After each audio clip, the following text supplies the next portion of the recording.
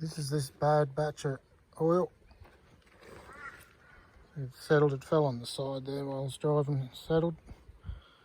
I've got a hot pan there. I'm gonna unscrew the lid off here and then tip a little in. See what happens. Sizzle or no sizzle or what, I don't know what's supposed to happen, but we'll see what happens.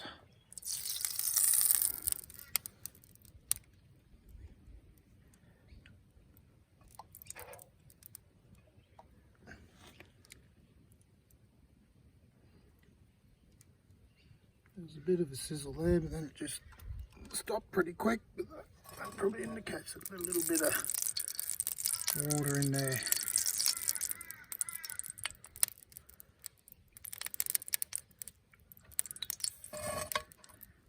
Bear in mind, this was mixed up and yuck, so to get it back to the way it was when I was driving bad, it was a horrible hill too, real bad hills, worst ones I've been on, and endless amounts of them, dozens of them, up and down, real deep valleys, man. Real high ridges, and 60 miles of it. Actually, I think it was about 102 miles in total. Anyway, that's how it was in the tank. There's a little bit of diesel in there because I ran a tank of diesel previous,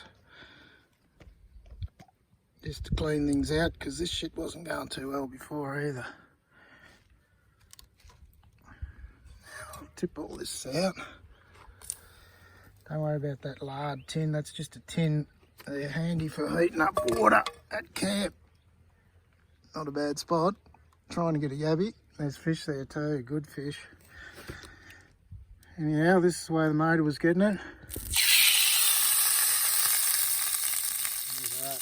That's where all that bloody bullshit is. Boy, I don't like it. It's 10 times worse once it's mixed up. Not a bad drink, you don't want to have a drink of that. If you're homeless, that'll knock you out.